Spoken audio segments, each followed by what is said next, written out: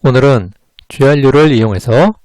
삼성전자의 주식 가격을 예측해 보도록 하겠습니다.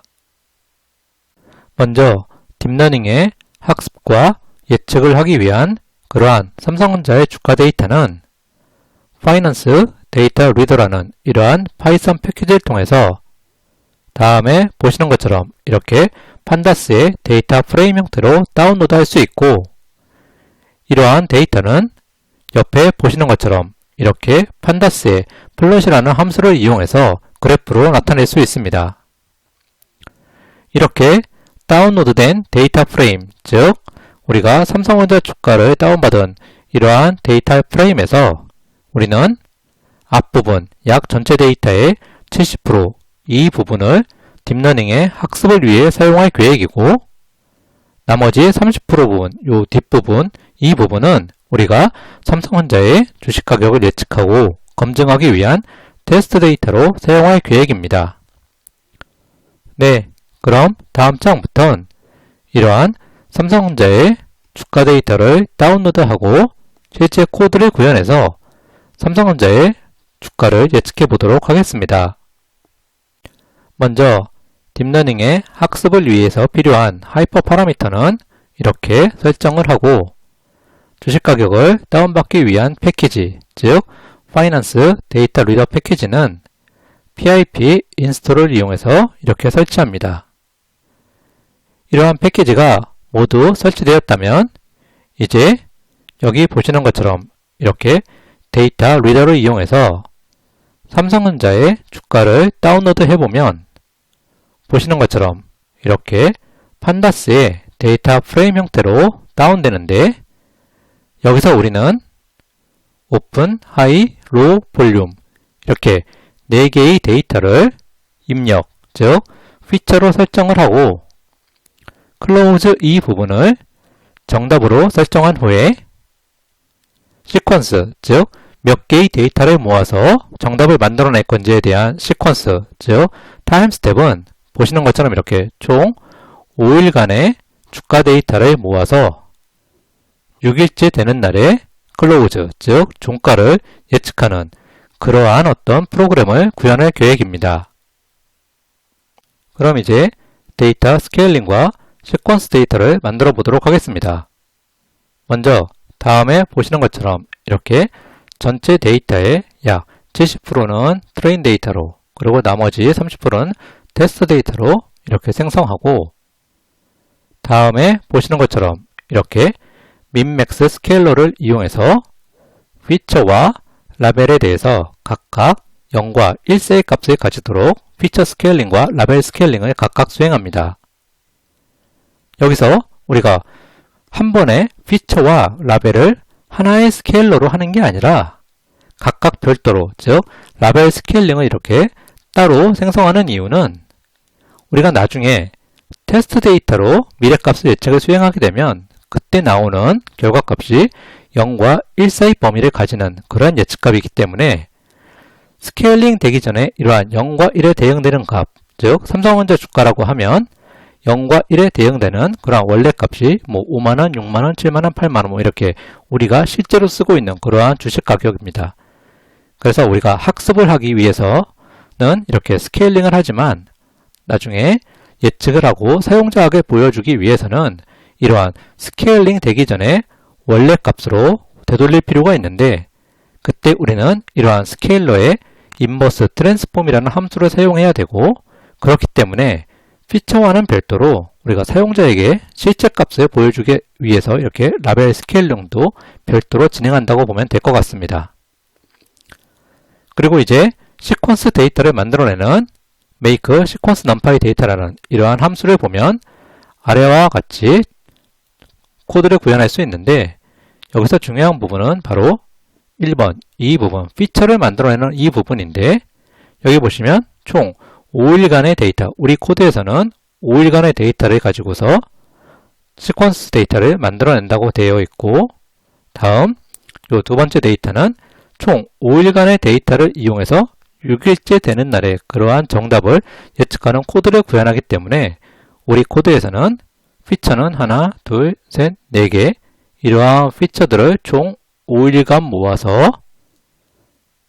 6일째 되는 날에 그러한 값을 예측하는 그러한 시퀀스 데이터를 만들어내는 함수입니다. 즉 여기 x 시퀀스 리스트 이 부분은 바로 빨간색으로 표시되어 있는 이 부분을 순차적으로 만들어내는 것이고 y 시퀀스 리스트라고 하는 이 정답을 만들어내는 부분은 여기 바로 파란색으로 표시되어 있는 이러한 부분을 포문을 두면서 순차적으로 만들어낸다고 보시면 될 것 같습니다. 시퀀스 데이터를 만들어내는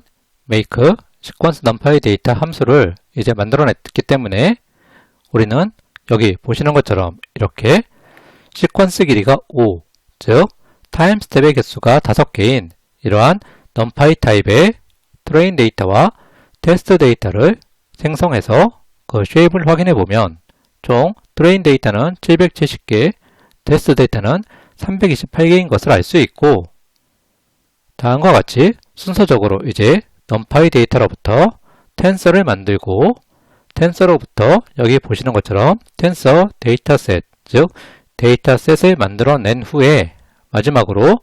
실제 학습을 위해 필요한 데이터 로더를 이렇게 배치 사이즈를 20으로 줘서 만들면 우리가 딥러닝에 필요한 데이터는 이제 모두 만들었다고 볼 수 있습니다. 그럼 이제 다음과 같은 이러한 모델 클래스를 정의해 보도록 하겠습니다.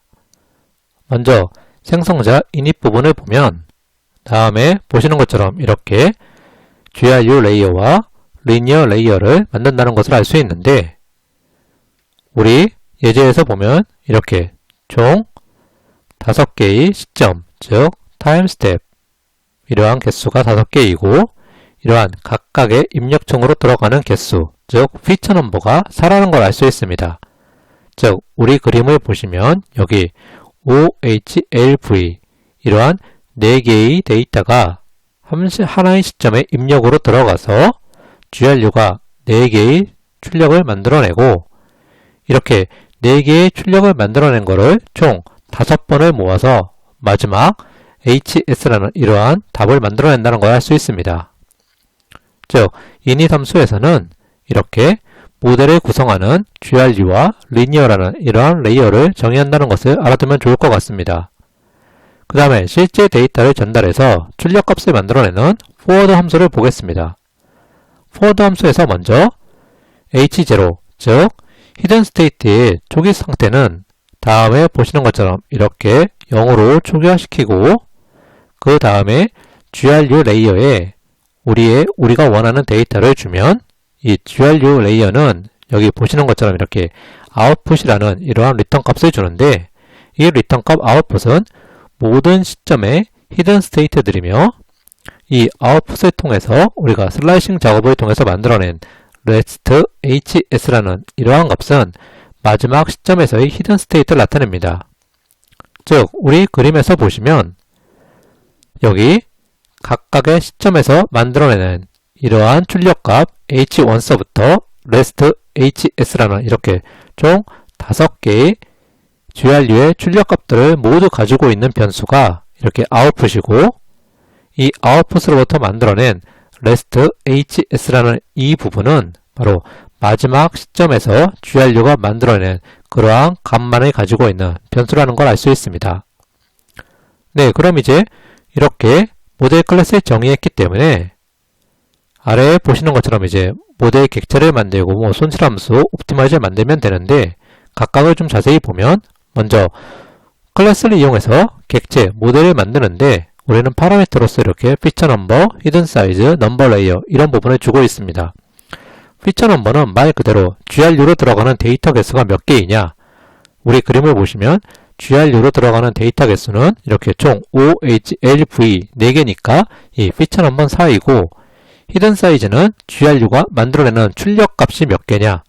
즉 우리 그림에서 보시면 GRU가 하나의 시점에 GRU가 만들어내는 출력 값은 여기 하얗게 표시된 이 동그라미가 총 4개니까 이 히든 사이즈는 4라는 걸 알 수 있습니다. 이렇게 모델 객체를 만들고 이제 우리는 주식 가격을 예측하는 거기 때문에 손실함수로서 MSA 로스를 주고 옵티마이저는 아담으로 이렇게 설정한다는 것을 알 수 있습니다. 그럼 이제 학습을 하기 위한 트레인 함수 내부를 알아보면 먼저 트레인 함수에서는 여기 보시는 것처럼 이렇게 신경망, 즉 우리 아키텍처를 학습 모드로 전환시킨다는 걸 알 수 있는데, 이렇게 학습 모드라고 하는 것은 모델의 파라미터를 업데이트하는 그러한 모드로 알려주는 것입니다. 이렇게 학습 모드로 전환한 후에 그 다음에는 이제 데이터 로더에서 배치 사이즈만큼 입력과 정답을 가지고 와서 모델에 넣어줘서 예측값을 얻은 후에 그러한 예측값과 정답과의 차이를 통해서 손실을 계산하고, 이러한 손실이 최소가 되도록 아래에 보이는 이러한 역전파 코드를 통해서 모델의 파라미터를 업데이트하는 그러한 코드로 구성된 것이 바로 모델 트레인이라는 이러한 함수인 것을 알 수 있습니다. 이렇게 모델을 트레인 시키는 이제 함수를 만들었기 때문에 옆에 보시는 것처럼 이렇게 아주 간단하게 총 200번 동안 반복하면서 이렇게 모델을 학습시켜 보면 아래에 보시는 것처럼 이렇게 학습이 진행됨에 따라서 지속적으로 손실값이 감소된다는 것을 우리가 확인할 수 있습니다. 그럼 이제 학습을 모두 마쳤기 때문에 여기 보시는 것처럼 이렇게 우리가 가지고 있는 총 328개의 테스트 데이터에 대해서 예측을 수행한 후에 그러한 예측값과 정답에 대해서 여기 이렇게 보시는 것처럼 우리가 이전에 설정한 스케일러 y의 인버스 트랜스폼을 이용해서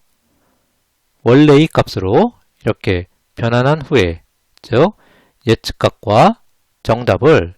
0과 1 사이 값이 아니라 인버스 트랜스폼을 이용해서 원래의 값으로 바꾼 후에 그래프를 통해서 비교해 보면 여기 보시는 것처럼 이렇게 액추얼은 파란색으로, 프리딕션은 주황색으로 나타내는데, 보시면 뭐 상승한다는 추세는 이렇게 얼추 맞춘 것 같은데 디테일한 부분에서 보시면 뭐 이런 부분, 뭐 이런 부분, 뭐 이런 부분, 뭐 여기는 오른다고 했는데 떨어지고 뭐 이런 부분들을 아주 디테일하게 정확하게 예측하지 못한다는 것을 알 수 있습니다. 왜냐하면 주가를 결정하는 변수는 굉장히 많은데 우리가 입력으로 사용한 4개의 피처, 즉 오픈, 하이, 로우, 볼륨이라는 이러한 4개의 피처로는 주식 가격을 정확히 맞추는 건 쉽지 않습니다. 그래서 더 많은 피처와 다양한 정보를 모델에 주고 학습을 시켜 보아야만 그나마 안정되고 정확한 주가 예측 모델을 만들 수 있을 것으로 생각됩니다. 네, 그럼 이제 주식 가격을 예측하는 예제는 이제 여기서 마치고 다음 시간에는 다음과 같은 이러한 자연어 처리의 기본 아키텍처라 할 수 있는 시퀀스 투 시퀀스 구조와 동작 원리를 자세히 알아보도록 하겠습니다. 네, 그럼 모두 수고하셨습니다.